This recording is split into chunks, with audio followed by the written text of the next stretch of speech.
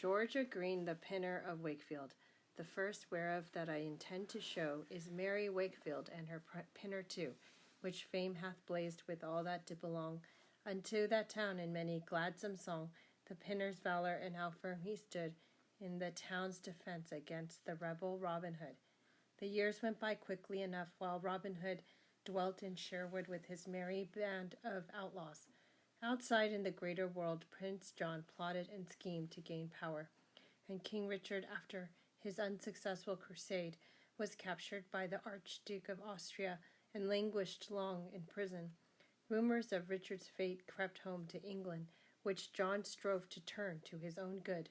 But Blondel, Richard's faithful minstrel friend, sought him all over Europe, found him in his castle prison, and brought back the news. Then, though John strove to discredit it, the truth was told throughout England, and rich and poor alike brought what money they could towards the great ransom which the Archduke demanded for their king. Robin Hood was very active in the collecting of this ransom, and no bishop or abbot, nor any baron, knight, or even squire who was known to be a follower of Prince John could pass through Sherwood Forest without being stopped for tribute. But while the ransom was collecting, John strove once more to seize the crown for himself, and there was great unrest, particularly in the north of England, where manly barons favoured him. But Ranulph, Earl of Chester, stood staunchly for King Richard, and strove to catch and kill as traitors any who stood for Prince John. A humbler champion of King Richard's, but one who has won to even greater fame, was a certain George-a-Greene, who was the pinner of Wakefield in Yorkshire. His profession was to catch any sheep or cattle found straying on the road or in the fields of corn or hay, and pound them, that is, shut them up until claimed, with an appropriate fine, in the village pound or pinfold, which was like a small pen or run, with high stone walls and a strong gate. George-a-Greene, however, pounded traitors as well as cattle, defied even the commanders who came to attack the little town of Wakefield with their troops of men at arms and archers, and won victory after victory with the aid of the men of Wakefield, until on a sudden his name was more talked of throughout the country than even that of Robin Hood. George was a man of great strength, and he was skilled with all weapons. Naturally, all the maidens of Wakefield sought his love, and the most beautiful of them all, Beatrice, the daughter of a wealthy justice called Grimes, won his heart. For a long time, however, Grimes would not allow them to marry. He himself was rather inclined towards Prince John's side, and a great lord among the rebels sought Beatrice's hand in marriage. George won Grimes' consent at length, but only after many setbacks and adventures which were noised abroad and even sung of in ballads in such an extent that Beatrice was soon as famous throughout the land as George-a-Greene himself.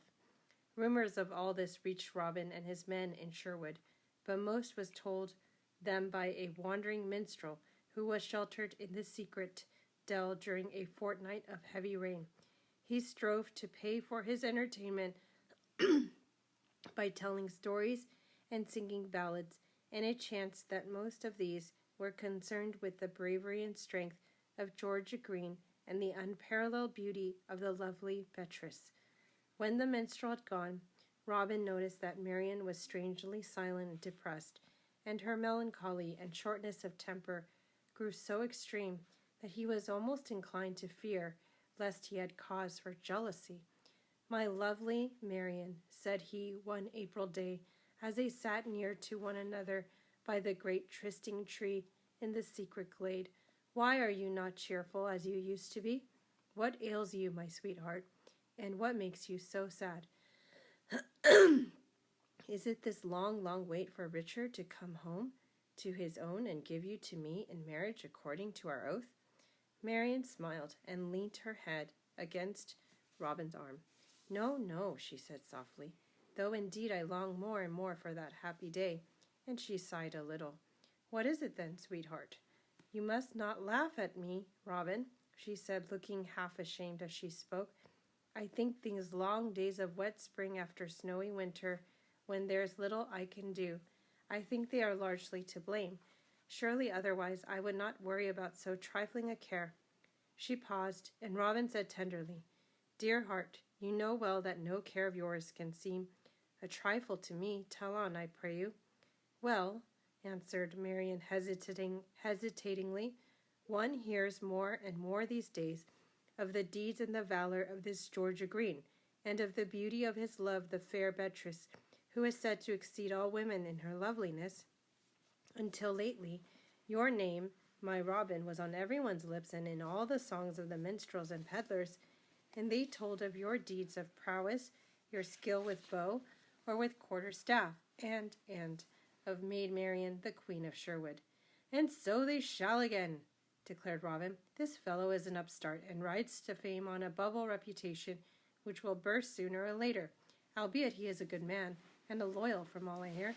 As for this Beatrice of his, I'll wager my head that could you but be seen once in her company, no one would look at her again." "Then can we not go to Wakefield?" hesitated Marian. "I cannot bear to think that men say George-a-Greene could beat Robin Hood with the quarter-staff." Content, laughed Robin Hood.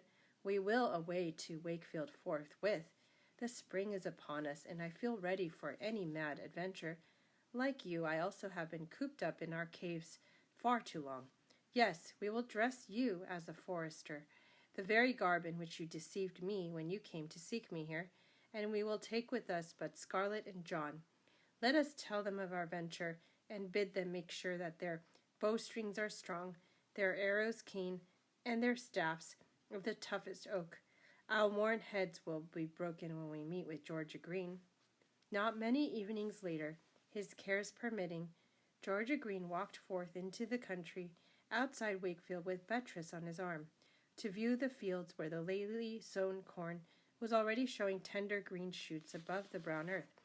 "Tell me, sweet love," George was saying, "are you indeed content to wed with so simple a man as I, when knights and gentlemen seek your hand in marriage?" "Oh, George, how can you so doubt my love?" began Beatrice, and then stopped suddenly, for George-a-Greene was grasping his staff, flushed with anger, and gazing across the nearest field. "Look!" he exclaimed. "There are 4 men breaking through the hedge. Yes, they are coming straight towards us across the corn. Oh, this is not to be borne." Then, raising his voice, he roared out, "Get back, you foolish travelers. You are wrong. You must not come that way." "Now, by my soul," answered the foremost, who was dressed like all of them in Lincoln green and carried a staff in his hand, "by my soul, proud sir, we be 4 brave foresters, and you but one puny yeoman. Who are you to tell us which way to go?" "Get back quickly," shouted George, "or I will make you skip over hedge and ditch, I'll warrant you. What? Is not the highway good enough for you that you must make a path over the new corn?" "Are you mad?" cried Robin, who was of course the leader of the 4. "Dare you encounter 4 such men as we? We are no babes, man. Just look at our limbs." "Sirrah," answered George, "the biggest limbs have not always the stoutest hearts. Were you as strong as Robin Hood of Sherwood and all his outlaws, still you have no right to walk across the corn, and I, George-a-Greene, the pinner of Wakefield, will drive you off like any other cattle. But if you are brave men and not cowards, come at me one at a time, and I'll trounce you all, and only wish there were 20 such insolent fellows to feel the weight of my staff." "Were you as high in deeds," remarked Scarlet, stepping on to the road, taking a position of defense, "as you are in words, you might well qualify as king's champion. But empty vessels make the loudest sounds, and cowards prattle more than really brave men." "Sirrah, dare you to defy me?" shouted George. "Yes, sirrah, that I dare," answered Scarlet. Then they came together, striking mighty blows, but the end of it was that George knocked Scarlet a crack on the head and laid him out on the ground. "Save your blows for a younger man," exclaimed Little John, and a moment later they too were exchanging blows that rang out like distant thunder across the peaceful evening fields. But the end of that round was also that Little John felt the pinner's staff on his head more heavily than his senses would stand, and he too joined Scarlet on the ground. "Come on," cried Robin, taking John's place. "Spare me not, and I'll not spare you." "Make no doubt of that," laughed George-a-Greene, "for I'll be as liberal to you as I was to your friends." So they two set to work with their great oaken staffs, and they were so evenly matched that though they fought for an hour, neither got in a decisive blow at the other. At length they drew apart to rest, and Robin exclaimed, panting for breath, "Stay, stay, good George, let us not batter away longer at each other. By my troth, I swear that you are the stoutest champion I ever yet laid hands upon." "Softly, softly, good sir," gasped George. "By your leave, you lie. You never laid hands on me yet." "Well, I admit it," laughed Robin. "I have met my match. But come, good George, will you not forsake Wakefield and go with me? I'll promise you both gain and good fighting, if you will, but wear my livery of Lincoln Green." "In God's name, who are you?"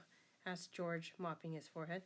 "Why," answered Robin, "I am that Robin Hood of whom you spoke, and you have already laid out my two good friends, Will Scarlet and Little John."